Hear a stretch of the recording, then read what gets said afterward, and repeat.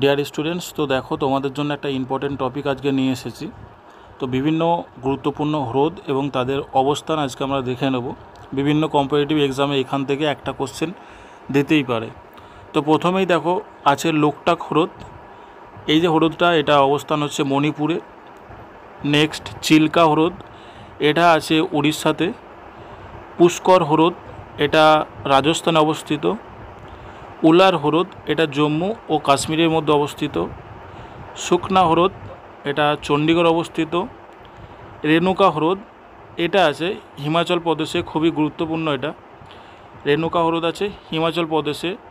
Next অষ্টমুদি হ্রদ, এটা কেরলে অবস্থিত। সাংমো হ্রদ সিকিমে অবস্থিত। পঙ্গং হ্রদ, এটা জম্মু কাশ্মীরের মধ্যে অবস্থিত।